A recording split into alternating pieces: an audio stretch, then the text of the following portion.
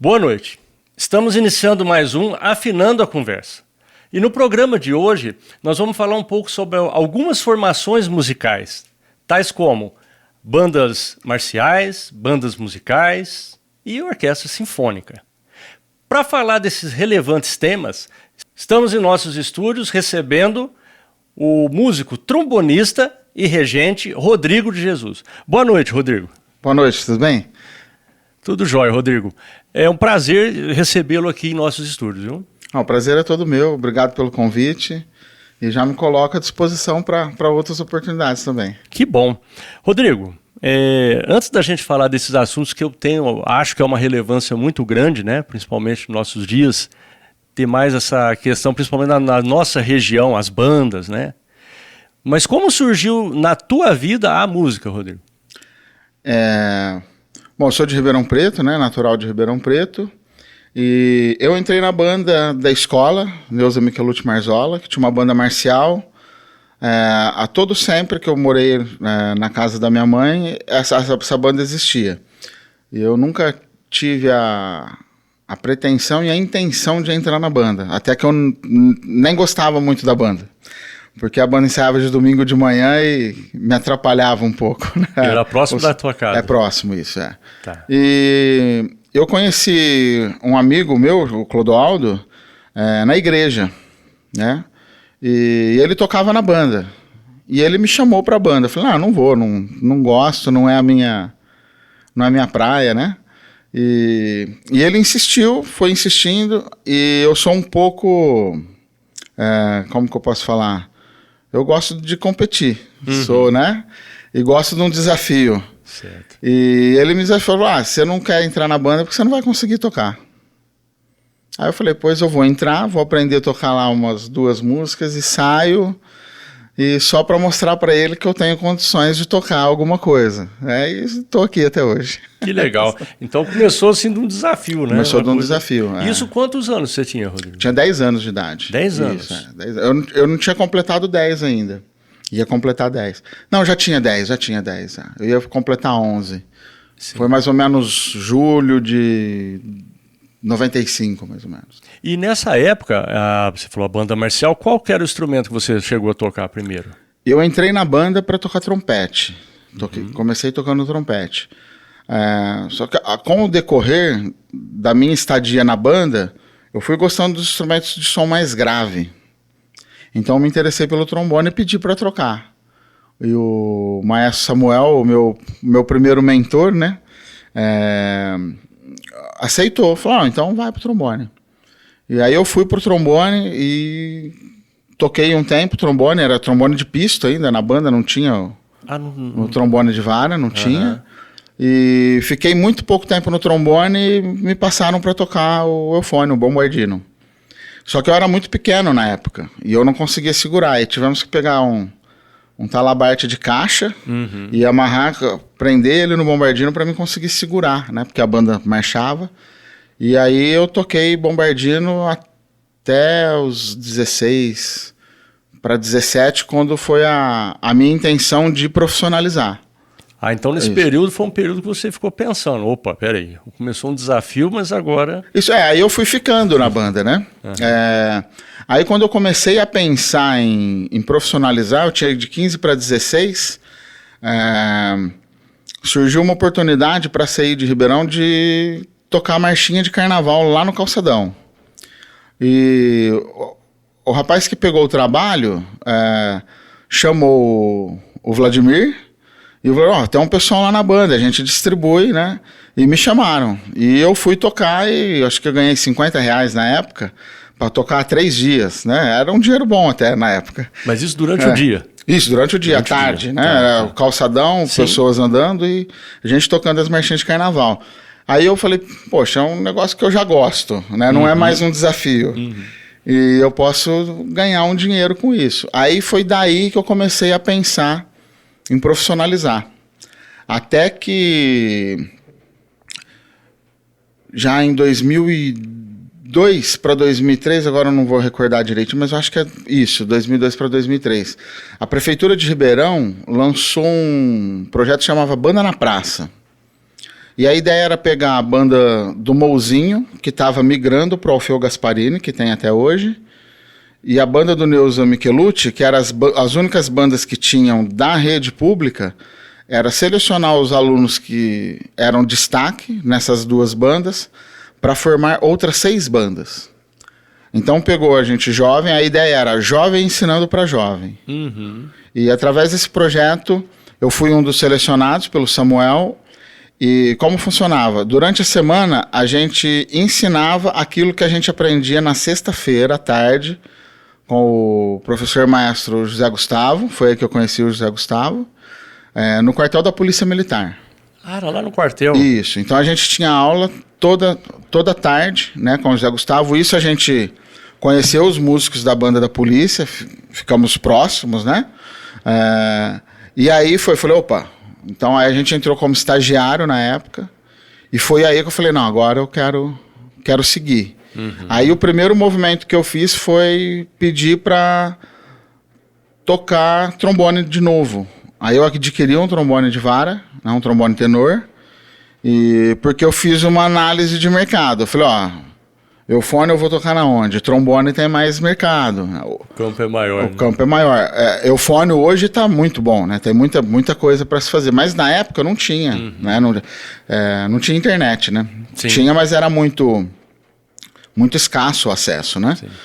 Então eu migrei para o trombone e aí foi aí que eu comecei o processo de querer me profissionalizar. Aí eu fiquei nesse projeto durante 2 anos, o projeto terminou, segui mais um tempo com a ajuda da diretora. Nesse mesmo período eu comecei a estudar trombone com o meu primeiro professor de trombone, José Maria. Da Orquestra Sinfônica. Da Orquestra Sinfônica, é uma pessoa legal para trazer, né? Tem história, hein? O Zé tem muita história, eu acho que todo trombonista da região de Ribeirão aqui fez aula com o José Maria, né? É possível. E aí eu fui para Sertãozinho, o Zé Gustavo me levou para Sertãozinho, aí foi acontecendo as coisas. Que legal, Rodrigo, essa trajetória aí. Então, mas interessante essa postura aí que o projeto tinha, né? Você aprendia ali um pouquinho, já passava o que você aprendeu. Isso. Para os outros, né? Que interessante isso. Porque eu estava fazendo 16, 17, eu já assumi a regência de um grupo, onde os alunos tinham ali a idade muito próxima, né? Era 12, 13 até 14 anos de idade. Tanto que tem aluno dessa banda, que hoje ele é professor de coral da minha filha. E a gente tem a idade muito próxima. Eu fui o primeiro professor de música dele. Sim. Eu lembro o dia que ele chegou na banda e falou, professor, eu vou entrar no coral do Minas. Eu falei, isso, vai lá que lá é bom. Né? E ele seguiu cantando e já trabalha na área, parceiro de alguns casamentos aí, né? Que legal. O Rodrigo, como você teve lá na banda da polícia, chegou algum momento que você passou na sua cabeça, de repente também seria interessante ser policial? Ou seja, músico da polícia, né? Passou. Passou. Eu pensei muito, né? Eu falei, poxa, é uma vida legal. Eu gosto da área militar, até porque eu sou apaixonado por dobrados, né? 2. E o que me afastou da vida de músico da Polícia Militar foi que na época, dentro do regimento da polícia, o músico da banda da polícia ele não podia exercer função de músico em outros lugares. Né? E eu preferia a veia artística mesmo. Sim. O meu sonho era ser músico de orquestra, era tocar em orquestra sinfônica. Né? Banda sinfônica, esse que era o meu objetivo. Né? Então isso me afastou de pensar em carreira militar. Então as bandas marciais, podemos falar banda de marcha, você acha que ela ainda tem uma força ainda, igual já teve mais no passado? Tem. Tem? Tem, é muito grande o movimento. Né? Podemos equiparar o ano passado, que hoje está até maior, a questão da banda marcial, né? Porque as fanfarras estão migrando para a banda marcial por conta de custo, né? Não tem fabricante de cornetas mais. Então, para você ter uma fanfarra simples, você precisa pegar um trompete, desmontar ele e fazer uma corneta. Então, financeiramente não compensa. Sim. Mas o movimento é muito grande, muito grande. Tem 2 organizações no estado, que é a Federação das bandas de fanfarra do Estado de São Paulo. Eu sou diretor financeiro, atual diretor financeiro. O presidente é o André Barbesani. E temos a Associação Paulista, que é o Cifaban, o presidente Washington. Assim, as duas em paralelo, tendo uma conversa de alinhamento, mas exercendo funções separadas de promoção de eventos. Já teve evento aí nos últimos anos, logo depois da pandemia, aí, em um domingo com 50 corporações. Nossa, eu não sabia que ainda era tão grande Sim, assim. E ainda existem os concursos, os festivais? Sim. Aqui na nossa região, o mais tradicional de todos é Santa Rita, que tem todo ano, né? Eu acho que foi raro os anos que não aconteceu e a pandemia foi quando parou. Mas o ano passado, o ano retrasado, foi concurso, 2024, 2025, 23 e 22 só teve desfile. 20 e 21 não teve nada, né, por conta da pandemia. Mas o concurso já restabeleceu tudo. E as últimas edições dos festivais de Santa Rita foi o Campeonato Paulista da Federação. Né?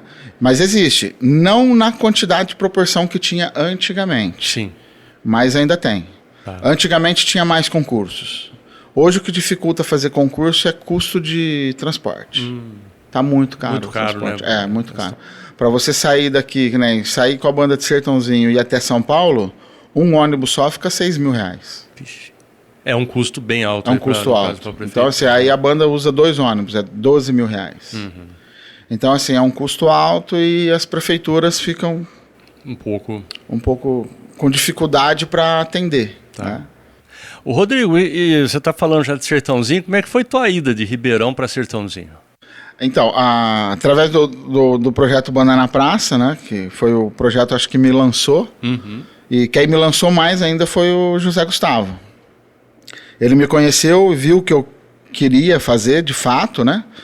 Aí ele me convidou para ir tocar na Banda do Coreto, a Corporação Musical União Municipal de Sertãozinho. E aí ele falou, só que vamos lá tocar, e não tem essa... todo mundo ganha, na época os músicos ganhavam um salário mínimo. Né? Era referente a um salário, né? Um salário mínimo na época, isso. Ele falou, só que assim, eu tô chamando vocês para ter experiência, foi eu e mais 3 amigos, né? Alguns não desse projeto. Só que não tem o salário para vocês, o que eu posso fazer é levar vocês.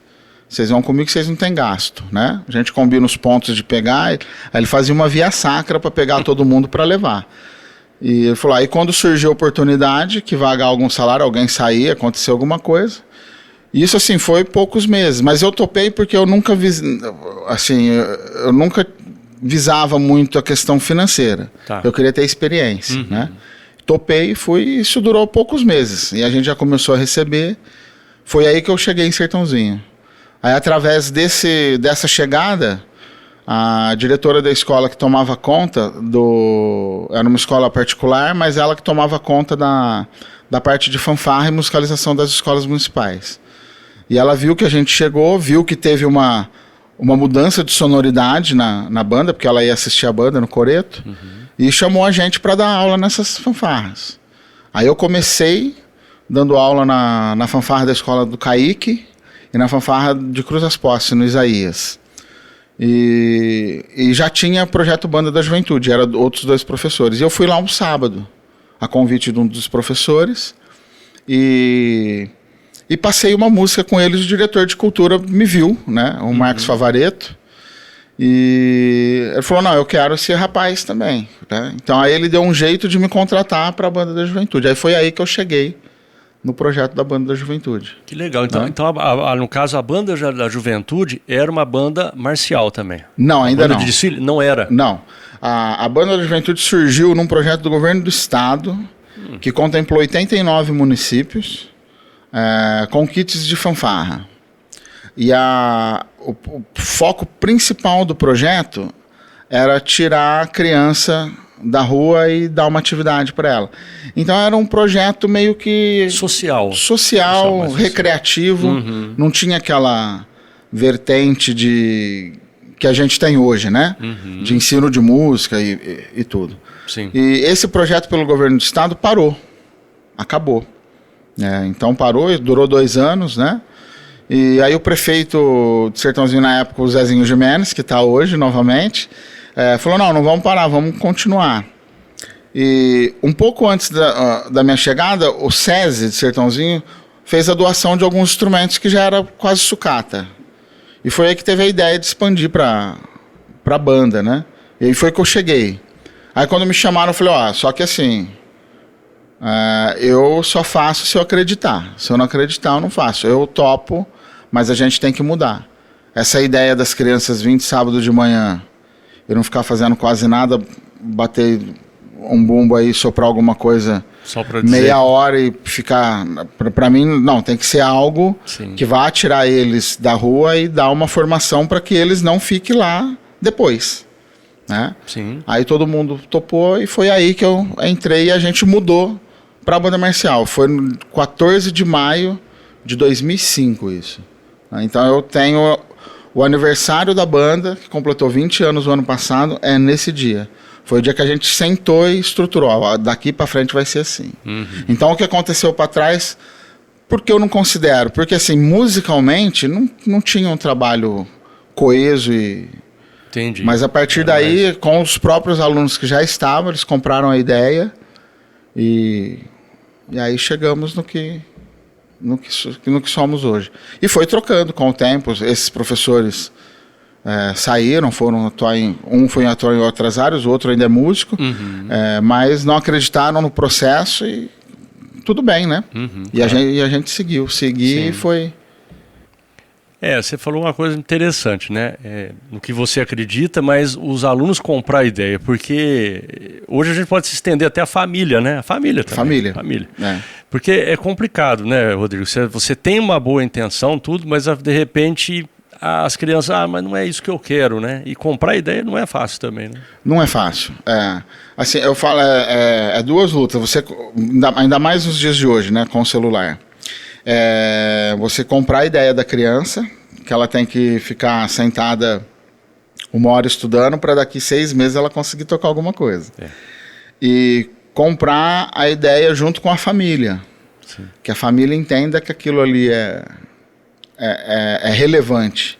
E dali pode sair bons frutos. Porque eu não penso somente na parte musical. Eu penso que os projetos, igual que a gente trabalha na Banda da Juventude...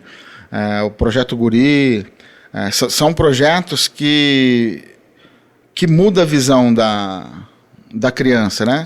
O semestre passado eu fui o regente convidado da Orquestra Sinfônica da Regional de Ribeirão, e esse ano eu estou de novo nos 2 semestres. Olha que legal, então já estendeu o convite. Já estendeu o convite. Bacana. E no último concerto veio uma aluna de violino tocando muito bem. Ela falou, hoje é meu último concerto. Eu falei, poxa vida, mas você não vai tocar violão? Ela falou, não, só de diversão, é que eu vou prestar para medicina. Falei, então assim, mas eu tenho certeza que a disciplina do violino, para ela tocar o violino bem, ajudou. Portanto, ela passou em medicina, essa aluna. Né? Sim. Serviu para ela ter a disciplina de estudar para passar em outros cursos. Isso já migrou... alunos para várias outras áreas que sempre vai lá no projeto e fala, se não fosse o projeto eu tinha outra visão de mundo. Então eu tento vender isso para os pais acreditar. É daí que a gente vê a importância da música, né? E fora os alunos que... A gente fica feliz com todos os alunos que... Todos dão certo? Não. Infelizmente, a gente perde alguns... para coisas indevidas, né? Mas a maioria é vitória, né? Acho que 95% dos alunos nossos lá, todos tiveram sucesso. Em outras áreas, a gente fica mais feliz quando a gente forma um músico, né? De carreira. E já temos vários músicos aí atuando profissionalmente. Da Banda da Juventude saiu uma leva grande, né? Saíram vários músicos. Vários. Trabalhando profissionalmente, temos vários. Temos músico hoje da Banda da Juventude que se especializou, está na USB, na Orquestra Sinfônica Brasileira. Temos aluno hoje no Exército. Já tivemos aluno na Orquestra Sinfônica do Bacarelli. Olha. Já temos aluno agora, última informação que eu tive, que está em São Paulo, mas parece que vai conseguir fazer um mestrado fora. Vai trancar o mestrado aqui. e tá fora. Aí tem os dois professores o atual professor de trompete do projeto é aluno do projeto, o antigo professor de percussão foi aluno do projeto, né? Então, acho que você conhece alguns. Sim. Aí já tem alunos formados na USP, já fazendo várias coisas. Então tem bastante profissional da música aí. Tem um aí que já tá tocando com o Zezé, né? Tem o Michael, que é professor do projeto. E a história do Michael é engraçado que quando eu cheguei no projeto, o professor não acreditava. Não, foi uma seleção, esses aqui são legais, aqueles ali têm muita dificuldade, não vai rolar. E o Michael era um desses que tinha muita dificuldade. Então foi, né? Aí ele rompeu barreiras. Sim, a importância de acreditar também no ser humano, né? Isso aí, é fantástico. Aí eu falei para ele, você quer? Quero. Eu falei, então, eu vou pegar na sua mão e te levar onde eu consigo. Quando eu não conseguir te levar mais, eu vou te mostrar o caminho. Né? Aí eu apresentei ele para um amigo meu, que eu toquei junto na banda do Colégio São Carlos, que eu saí de Ribeirão e ia tocar lá em São Carlos, para buscar conhecimento, que a banda de São Carlos era muito boa, do colégio. Aí o Vicenzo começou a dar aula pro Michael, e aí ele foi seguindo. Aí quando ele recebeu o convite para ir tocar com o Zezé de Camargo e Luciano, ele levou o Vicenzo junto. Então os dois então a dupla. Então são dois amigos aí, aluno e compadre do Michael, eu sou também, que foram um dos alunos que deu certo Aí tem vários. O seu cunhado, o Vladimir. Que o Vladimir a gente vem de antes, né? Vem de antes. É uma leva mais antiga. Isso, o Vladimir, ele começou numa fanfarra em Ribeirão e ele foi que me levou para tocar as marchinhas de carnaval lá. Você comentou. Isso, do carnaval. Mas aí a gente tem vários nomes. Tem o Dionel, que tá em Brasília, tá em Goiânia, na Banda Sinfônica do Bombeiro, em Brasília. Aí tem o Ebert, tem a Tamier, tem o Matheus, o Rafael, que está no Rio de Janeiro, tem a Maísa, aí tem o Wesley, que tem uma empresa de casamento junto com a esposa. Então, assim, tem várias... Em várias ramificações dentro da música, Dentro da música, isso seguindo, né? Aí, ainda que não... Aí já tem meu sobrinho também, filho do Vladimir, que... Já está na USP também, né? Já está na USP, já está... Tem um aluno muito dedicado, que ele chegou na banda, tocava bateria e falou, eu quero entrar na faculdade. Eu falei, só que para você entrar na faculdade, você precisa aprender a percussão sinfônica, que a professora Eliana é esse enfoque. E ele entrou na banda em 2019, foi 2019? 2019, ele prestou a faculdade em 2020 e está seguindo, passou no Festival de Campos do Jordão ano passado, que é dificílimo passar, né, o Natan. É uma pessoa muito diferente, sim, uma pessoa muito justa, se cobra muito e é uma das pessoas que vai voar voos altos também. Que bacana. Então tem uma geração muito boa hoje, acho que vai passando a geração, né? O projeto vai recomeçando. Sim. Mas a gente tem uma geração de muitos talentos.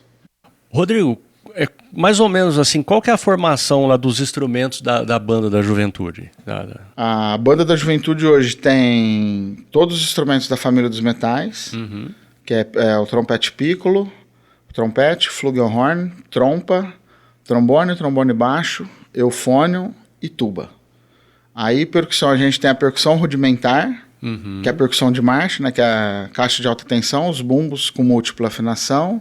Legal. E o tenor, que eles chamam de quadriton, né? Quadriton. Que tem o quadriton, quinton, e a percussão sinfônica.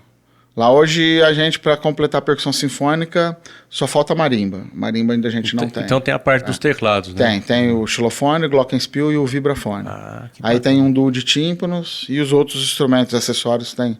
Aí percussão, se for ficar falando, aí fica aqui até amanhã. É muito vasto. Muito vasto, percussão O Rodrigo, e quando vocês fazem então essa apresentação, dependendo do dia, vocês fazem ela marchando, mas em determinado momento vocês param, como é que funciona isso? Ou não, é só marchando, ou é só parado, ou tem como fazer das duas formas?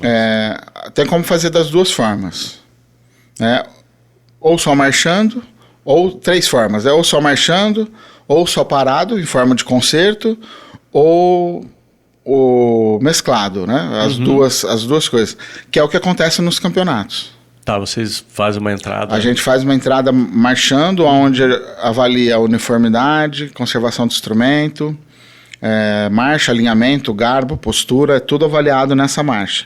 É um percurso geralmente ali de aproximadamente uma média de 100 metros, e a gente já forma a banda em semicírculo, né, em concha, em posição de concerto, insere os instrumentos sinfônicos de percussão e faz um concerto ali, geralmente com 2 peças, com 2 obras.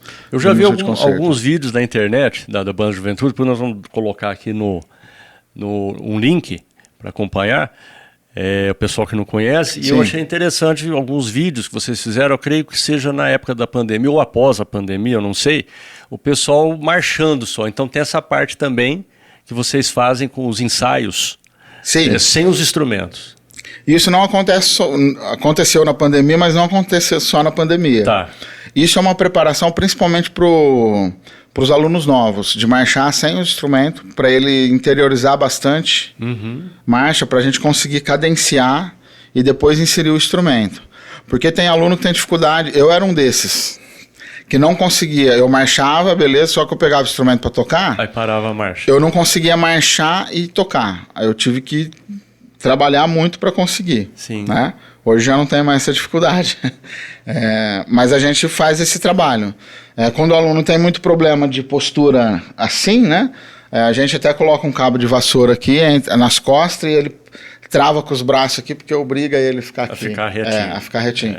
Aí usa a barretina com a aba para baixo, para que ele consiga enxergar, ele fica com a cabeça em pé. Tudo isso voltado para o campeonato. Pô, você está falando disso, Rodrigo, mas hoje ainda com as telas, o pessoal está ficando muito nessa posição, né? Muito, essa postura, né? Mesmo a gente. Na hora que a gente se pega, já está. Isso, Então é um trabalho que a gente faz de ordem unida mesmo pro aluno ter essa independência, criar essa independência. Que legal. E aí, como partiu aí o convite, ou não sei se foi concurso, como é que foi, para a banda do Senai? Então, a banda do Senai ela é de 2012. A primeira formação dela foi em 2012. 2013 teve um edital, né, de processo seletivo, onde o Ricardo Pacheco passou na época. Eu até dei uma carta de recomendação para ele na época, porque eu tinha outro maestro, o mestre Givaldo, que seria ele. Ele começou, então eu nem prestei. Aí acabou entrando o Ricardo. Aí o Ricardo saiu, né? Aí teve aquela problema de 2014, 15 ali, que o país deu uma balançada e o Senai cortou alguns custos e acabou paralisando a formação da banda. E logo após, assim, 2016... foi 2017, reativou a banda novamente com o professor Givaldo. E aí um amigo meu, de Americana, mandou para mim, falou, abriu o processo no Senai. Ele já era maestro da banda do Senai de Limeira, de Americana. Eu falei, mas o professor Givaldo tá lá. Ele falou, no Senai ninguém fica sem processo seletivo. Se ele prestar e passar, é ele. Se ele não passar, vai ser outra pessoa. Então... Aí eu decidi concorrer, né? Aí, assim, é um processo seletivo bem pesado, uma prova teórica bem minuciosa, e para ter uma base, a minha prova prática durou 45 minutos. Eu tive que tocar quase todos os instrumentos, menos trombone. Menos trombone. Menos trombone. Então eu tive que tocar trompa, tive que tocar trompete, tocar um pouco de percussão. E junto com essa prova prática, uma entrevista. Aí consegui, fiquei em primeiro lugar. Aí assumi o cargo, isso foi 2016 e eu assumi em 2017. No dia 8 de março. Agora vai completar agora 8 anos. 8 anos já, hein? Foi aí que eu comecei os trabalhos na banda do Senai. E lá muda um pouco a formação, Rodrigo? Inicialmente, não. Não? Não. A banda do Senai tem a formação de banda marcial, os instrumentos da escola.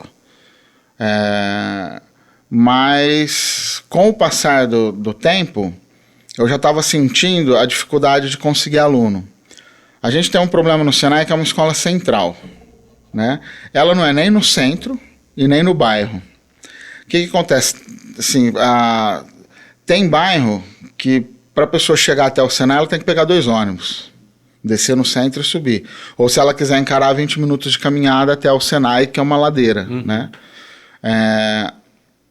Aí calhou que em 2018 o maestro João Carlos Martins chamou a gente para uma reunião na Fiesp e falou: a gente precisa criar orquestras. Então vamos criar orquestra nas escolas do Senai. Então, aí a ideia era chamar o pessoal da comunidade para ver como que ia ser a aceitação e montar uma orquestra, né? E aí, beleza. Aí fizemos todo o trabalho de divulgação para chamar cordas e madeiras. E foi aí que eu falei, poxa, eu tenho uma banda marcial com dificuldade de pessoas. E eu tenho algumas madeiras. Vou fazer uma banda sinfônica. Legal. E na época a gente montou a banda sinfônica com 3 fagotes. E esses instrumentos eram das pessoas. Dos músicos? Da comunidade. Da comunidade. Isso. Até hoje é assim. Então todos os instrumentos da família das madeiras dos próprios músicos. Parece que a rede agora vai adquirir alguns instrumentos de madeiras, né? Mas ainda não está muito certo. Então foi assim que surgiu a banda sinfônica, através da formação da orquestra. Aí já estava um pouco difícil de segurar as cordas, porque eu tinha muitos sopros e poucas cordas. Entendi. E aí as cordas a gente foi tendo dificuldade, aí encerrei as cordas e fiquei somente com a banda. Então lá tem a família das madeiras também. Né? Agora, com os músicos que vêm da comunidade, temos Isso, Aí hoje a gente tem a chamada banda musical, né? Mas o nome é banda sinfônica. Para mim é a mesma coisa, porque só altera o fagote e o oboé. Então, são instrumentos de palheta dupla. Isso, instrumento de palheta dupla. Então, assim, eu não gosto muito do termo banda musical, por quê? Toda banda é musical. Mas você pegar pensar dessa forma, aí você pegar uma banda de rock, o que ela toca? Ela toca música, então é uma banda musical. Né? Então acho que banda sinfônica é um nome mais apropriado para aquela formação, né? Sim. Mas aí tem que, né, a Funarte chama banda de música, que eu acho que é pior ainda do que banda musical. Porque todas as bandas são de música, não tem uma banda de outra coisa, né? Tem a música que me agrada e tem a música que te agrada e tem a música que agrada o outro. Sim, então a gente... então eu gosto de usar sempre o termo banda sinfônica e já estamos lá há um bom período. A banda sinfônica começou em 2018, em 2019 a gente conseguiu ganhar o campeonato estadual e o campeonato nacional, pela federação e o outro pela confederação, com a banda sinfônica do Senai. Rodrigo, e nesses campeonatos existe um repertório a seguir, assim, próprio ou não? Um repertório mesmo da banda? Não tem. Não tem. O meu sonho é ter a peça de confronto. Que é o concurso escolher, a banda vai ter que tocar essa música e uma outra. É assim que funciona nos concursos de brass band na Europa. Na Alemanha você tem uma peça de confronto e uma peça de livre escolha. É igual nos concursos aí que a gente presta para tocar nos lugares. Hoje não existe isso. Cada banda escolhe o que vai tocar no campeonato. Então o repertório é à vontade. Isso, Tá. E eu acho que isso difere um pouco por conta de nível. Né? Que, né, a banda do Senai já passou por vários níveis diferentes. Nível técnico. Porque a banda vai mudando, né? Entra pessoas e sai pessoas. Você começa... Né, esse ano o ano passado eu fiz ensaio com 15 trombones. Aí no concurso de Santa Rita a gente foi com 8 trombones. Teve um avaliador que falou, mas como que você consegue equilibrar com 3 clarinetes e 8 trombones? Eu falei, a gente nem dá um jeito, né? E na última apresentação do ano eu fiz com 1 trombone só. Então, assim, a banda ela é viva, né? Então ela vai trocando. Ela vai mudando muito, né? Isso, E Então, eu tive vários níveis técnicos da banda. Só que hoje a banda é enquadrada, é uma das coisas que eu também não gosto muito, que são as categorias de idade. A idade não significa nada. Você pega um menino de 12 anos que toca muito mais do que um adulto lá de 50, 55, né? Então, isso afasta um pouco do que é a realidade. Que, né, eu já li em planilha da banda do Senai e falou, esse repertório é muito fácil tecnicamente para uma banda sênior. Então, uma incoerência gigantesca. Porque não é porque é uma banda de pessoas mais velhas que ela precisa tocar um repertório técnico muito difícil.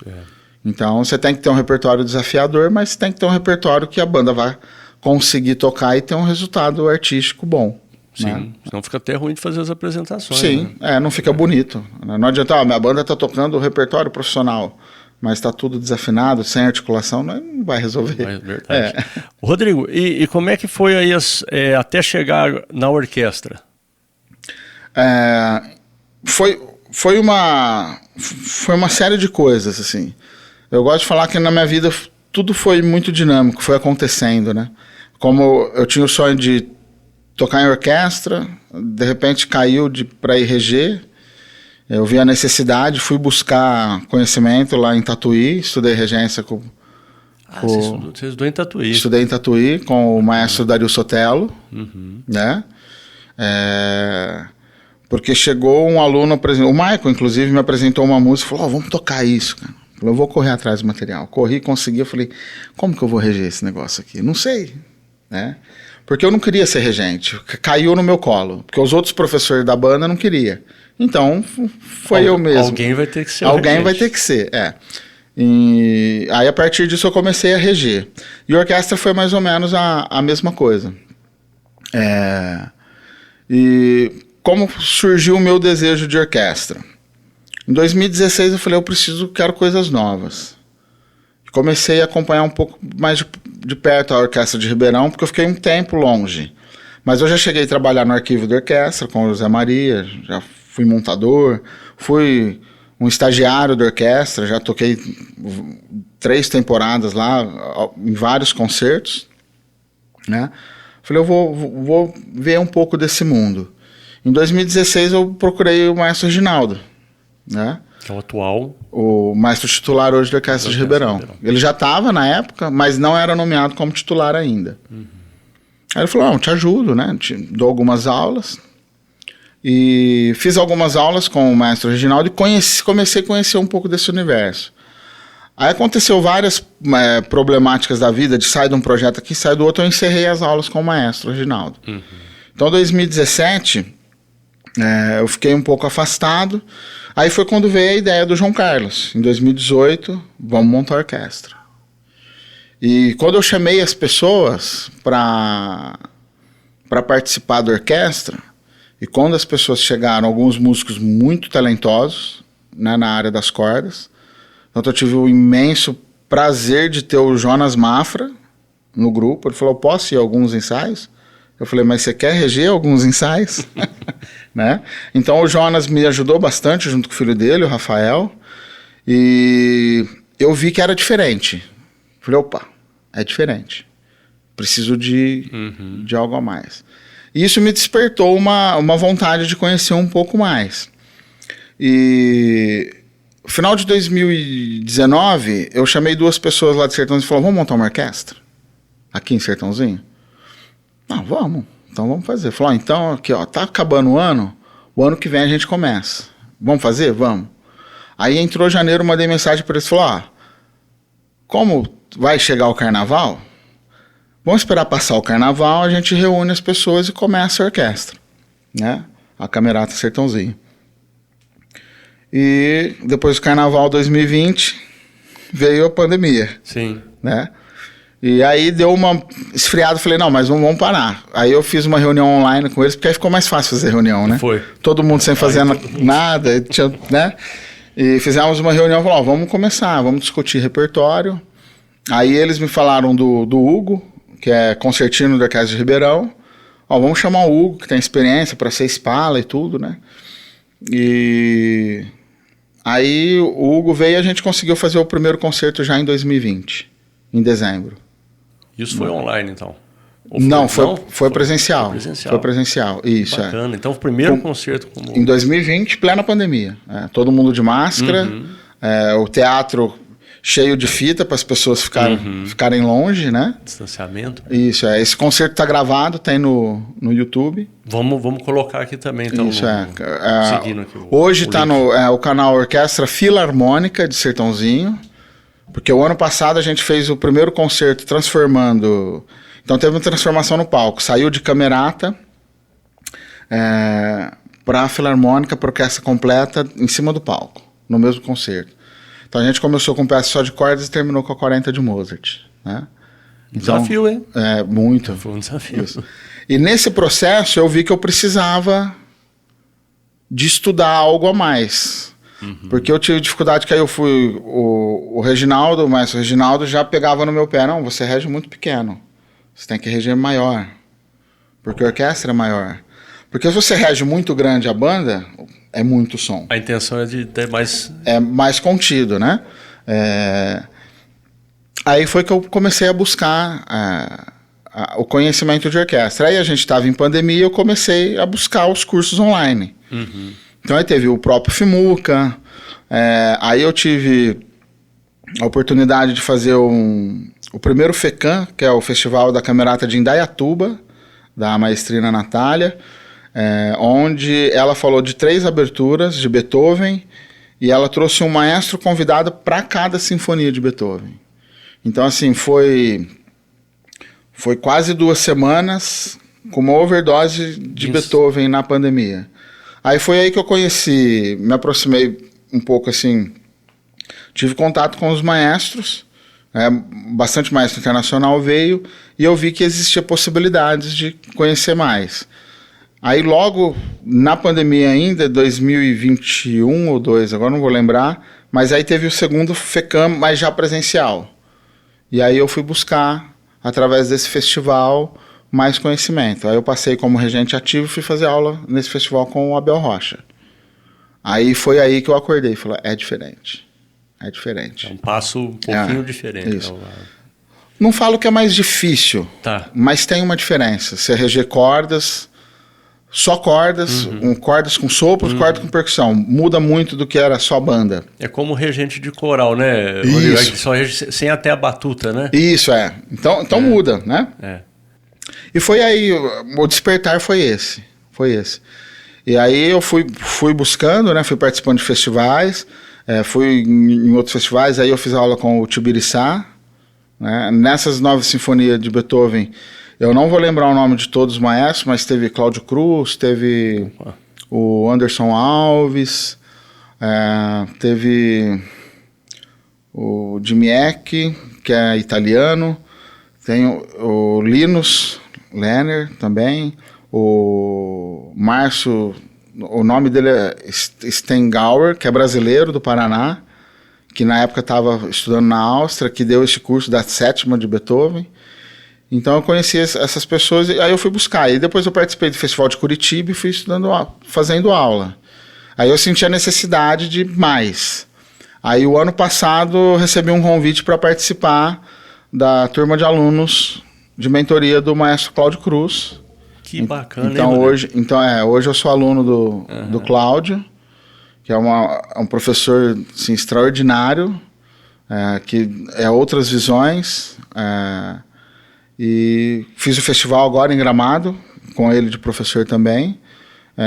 Então, assim, foi os divisores de água, assim, na minha visão de orquestra foram 3, né? Quando eu conheci o maestro Reginaldo, que ele me mostrou um universo. Quando eu tive com o Abel, que ele expandiu esse universo, que o Abel é uma pessoa, não sei se você conhece, mas ele é uma pessoa muito dinâmica, assim, aprendi muita coisa, e com o Cláudio, que agora vem para aprimorar esse processo, né? Que legal. E o Cláudio Cruz continua na OSESP? De convidado.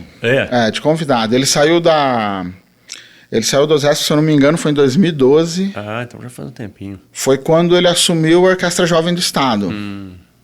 Tá. Aí ele preferiu ficar só regendo a famosa estadualzinha, né, que o pessoal chama. E aí ele faz trabalhos esporádicos com a USESP, como espala e como regente também.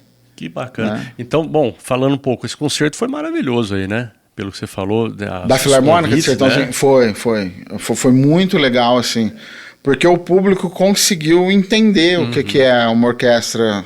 Porque fala orquestra, o pessoal pensa em violino, né? A maior parte. Né? Então a orquestra foi crescendo, né? Aí a gente levou uma solista, a Bartira, que é sensacional, cantora, e é de Sertãozinho pessoa. Também, né? Não, a Bartira é de Ribeirão, isso. Ribeirão. Minha amiga de faculdade, minha professora de canto. Então levamos ela, então ela fez o solo da área da Cantilena, da Baquiana 5. Sim.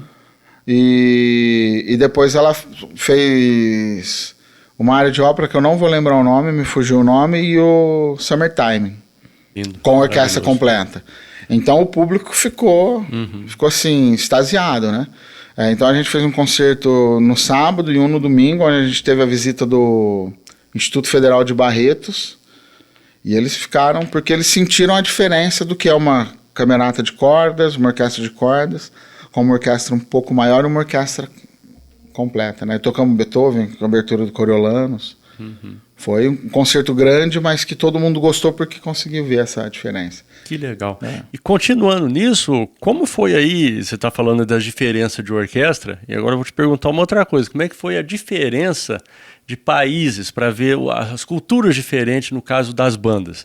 Você já foi para outros países, né, Rodrigo? Sim, eu fui para a Espanha e para os Estados Unidos, né? Na Espanha foi uma conferência de diretores e arranjadores, compositores de música para banda. Por incrível que pareça, lá eu conheci o maestro Marcelo Jardim, né, que é brasileiro. Hoje é chefe da Funarte. Eu conheci ele lá, hoje a gente não tão próximo, mas tem uma proximidade. Ele me deu todo o material físico daquele que tem no site da Funarte. Nossa, e é bastante coisa, hein? Eu tenho todo aquele material físico que o Marcelo me mandou, né, impresso pela editora, bonito, né? Lá eu vi um mundo de banda que eu não conhecia. Porque a proposta dessa conferência era apresentar as obras de estreia dos compositores. Então, a banda recebia as obras, ensaiava de manhã, apresentava à noite. E obras, né? Então foi um conhecimento à parte. E fala Espanha, mas o curso em si foi na ilha, lá em Tenerife, nas Ilhas Canárias. E eu conheci o conservatório de lá. E assim, eu falei, o Brasil não está há anos, está há séculos atrasado nesse processo, né? Foi uma experiência muito boa. Lá eu descobri que para você ser inserido numa faculdade de música, numa universidade de música, você tem que ser formado no conservatório. Se você não tiver formação no conservatório, você não consegue entrar na universidade, né? Então você já tem que... Porque assim, eles entendem como o conservatório como uma preparação. E quando você chega na universidade, você vai universalizar esse conhecimento. Então você vai expandir o conhecimento. Penso que é uma maneira super válida e um incentivo, né? Então eu conheci um mundo, uma cultura diferente, com várias bandas, né? A banda do meu amigo Rafael, lá de Madrid, aí estava a banda de La Coruña, a banda sinfônica de Barcelona, aí o primeiro trompete da banda sinfônica de Barcelona, a primeira trompa na banda sinfônica de La Coruña. Falei, olha, né, ele tem uma habilidade.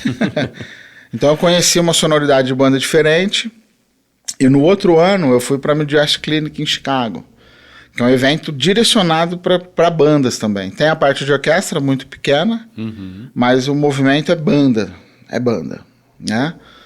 E lá eu conheci mesmo o que é banda sinfônica. Aí nos Estados Unidos tem a partezinha lá de banda de marcha também, as marching bands, que é diferente da nossa aqui. Tem muita diferença? Tem.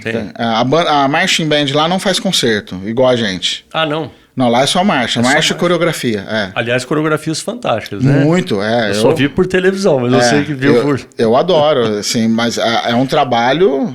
É a escola de samba de lá. Tá. Assim, é um trabalho artístico completamente diferente. E até em algumas conversas lá que a gente explicou como a gente fazia aqui, eles ficaram... Não é possível. Mas vocês marcham e tocam música de concerto na mesma hora? Como? Não tem como, né? Ficaram encantados, né? Tem um compositor sueco, Jan van der Roos, que conversou muito com a gente. Eu conheci ele em Tatuí e teve contato com ele lá.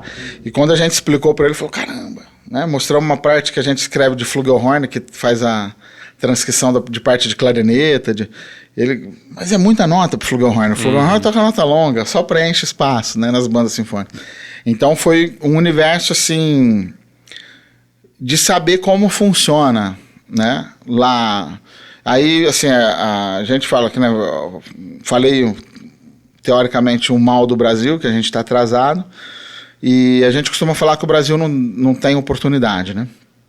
O Brasil é o país da oportunidade nessa área. Porque como funciona nos Estados Unidos? Lá tem as bandas comunitárias. O que é uma banda comunitária? Tem um bairro aqui, né? Como chama o bairro aqui? Aqui é Mariana. Jardim Mariana, é isso? É.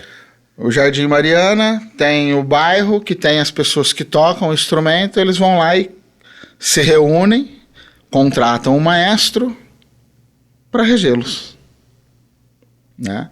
Então lá tem muito, né? Em Chicago parece que na época, só em Chicago parece que na época tinha 47 bandas comunitárias catalogadas, né? Sim. E o rapaz falou, fora as que deve ter por aí, né? Menores, né? E eu pensei que fosse só nas escolas, então nos bairros. Os bairros. É porque assim, lá é característico do país, é uma cultura do país, que quando você... outra coisa que a gente é enganado também, lá não é curricular a aula de artes, de música. Música, balé, dança, teatro, não é curricular, é extracurricular. Só que o aluno é obrigado a fazer. E nas escolas particulares, ele recebe até desconto para participar da banda, do coral da escola. Então, todos os alunos é obrigado a fazer uma atividade cultural. E isso gera muitos músicos. Sim. Né? Então, tem as pessoas que têm os seus trabalhos que são músicos. E aí é onde surgem as bandas comunitárias. Então, eu gosto de usar o exemplo... Que bacana. Eu gosto de usar o exemplo. E tem bandas grandes com instrumental de percussão e sala de ensaio no bairro. No bairro. No bairro. Os próprios moradores se organizam. Então, assim, a comunidade faz o que o Senai faz. Que é contratar um maestro, dar uma estrutura para as pessoas ir lá tocar. E melhor, a pessoa não precisa pagar. É gratuito, porque o maestro já está pago. Já está pago. Então lá é muito forte esse movimento. E na época a gente tinha a Banda Sinfônica do Estado. Eu vi lá bandas comunitárias ao mesmo nível da Banda Sinfônica do Estado. Tinha uma banda... fica essa reflexão aí, né, para o brasileiro. Né? A gente estava na sala de concerto, porque toda hora fomos... Entrou uma banda que, assim, eram de pessoas mais velhas. Assim, na faixa de, acho que 50 para cima. Eu falo... Né? A gente espera uma coisa, nossa. Começaram a tocar, eu falei, tem alguma coisa errada. Não são senhores que estão tocando, são pessoas jovens com toda energia. Com toda a energia do mundo, porque era muito bom, sim. E aí eu tive o prazer de de assistir ao vivo a banda do Souza, do John Philip Souza, que existe ainda. Fantástico. Que é uma banda de entretenimento até hoje. Para quem não sabe, o Sousafone, né? A criação dele, né? Para facilitar, né? Marchar com as tubas. E várias outras bandas. Aí as bandas profissionais. Mas teve banda profissional de lá que não tinha o nível de algumas comunitárias. Olha só. É muito forte, então, isso desde criança, Desde criança. É uma cultura, né? É uma cultura. Porque a pessoa que aprende lá a tocar o saxofone na escola e quem toma vacina de ser musicista nunca quer parar, né? Então a pessoa quer praticar e ela busca essas bandas comunitárias e lá é um movimento muito forte. Na época lá, Chicago, acho que tinha acho que 11 milhões de habitantes, né? Mas 47 bandas é muita coisa, né? Eu acho que a gente não tem isso aqui, né? Bandas boas, né? Não sei, é muito difícil você conseguir isso aí numa cidade. Numa mega cidade, né? Sim, mas sim. Uma metrópole, mas... Né? Então conheci muita coisa. E nessa feira, aí você conhece, eu conversei pessoalmente com James Swanigan, com o falecido o Robert Smith, me pagou um café. Que legal. Falando em Robert Smith, você acha que ainda é um dos melhores aí para escrita de arranjos, o Rodrigo? Eu gosto bastante. Mas é um dos melhores. A gente pode colocar ele no hall, né? Ele faleceu há um tempinho atrás. Fiquei bem triste, assim. Então você conheceu ele na época quando você foi nesse congresso, né? Sim. E como surgiu a proximidade? Ele tinha acabado de fazer a composição Brasil. Brasil Song Cerimonial de Samba, chama a obra. Está disponível para compra no site do Barney House. Só que ainda não tinha publicação para venda. Ele tinha acabado. Ele estava com a grade dele já, de amostra. E na hora que eu vi, eu falei, vou tirar uma foto. E ele foi super receptivo. E aí ele falou e eu não entendi. Aí eu falei, brasileiro. Aí ele, é brasileiro? E começou a falar um português meio arrastado, porque para escrever essa obra ele ficou aqui 4 meses. Pesquisando. Então ele ficou... Então maracatu, então ele coloca... São vários ritmos do Brasil. Vários ritmos do Brasil dentro dessa obra. Então ele me chamou para tomar um café e foi perguntando o que eu achava, se estava ok o que ele tinha escrito. Então foi uma honra, né, gigantesca.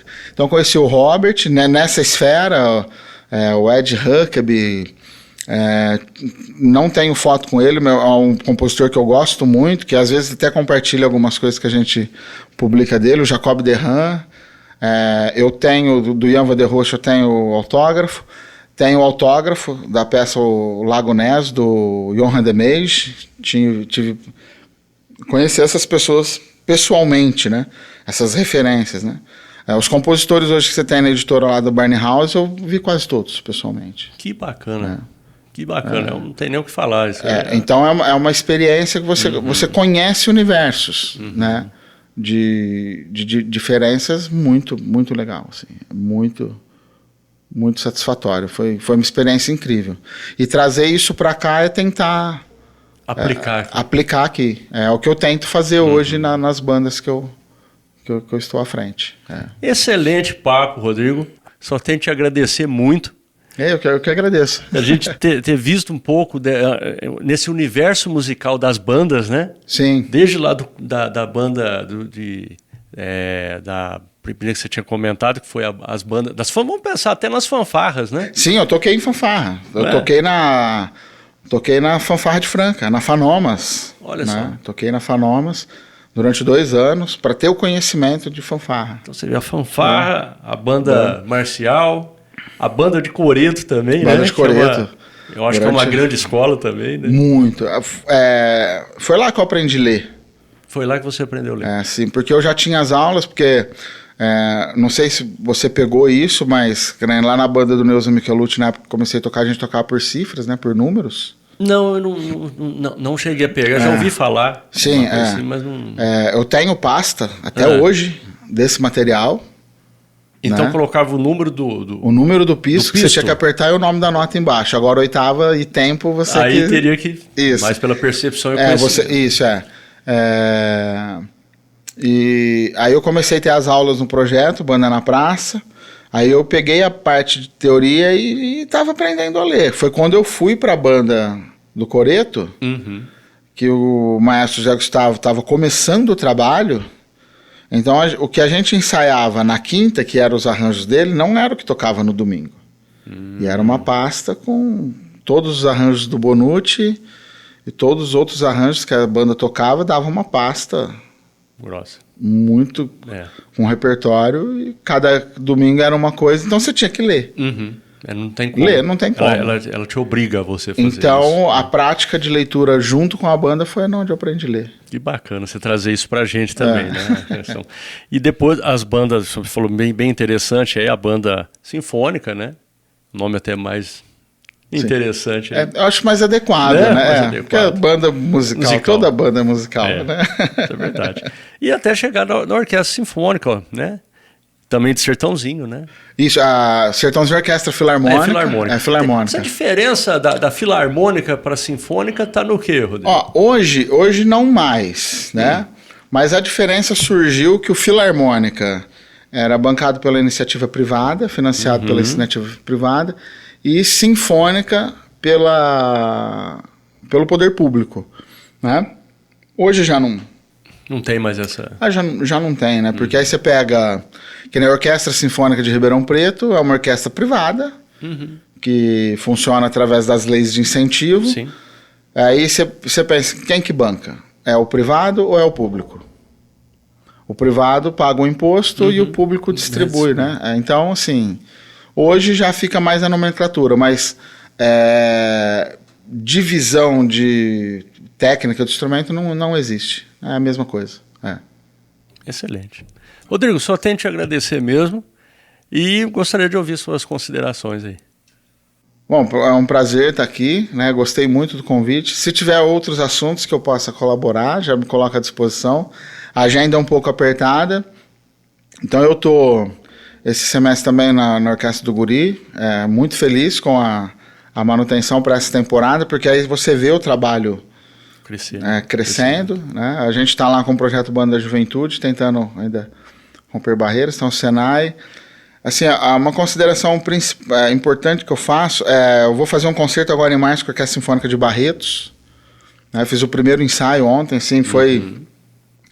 Eu já tinha feito um concerto com eles, como maestro convidado, em 2023, o tema de filme, que é um repertório mais habitual, né, que todo mundo conhece, mas ontem a gente trabalhou um repertório muito legal, né? Então eu estarei lá com eles, uma orquestra excelente, teve uma resposta...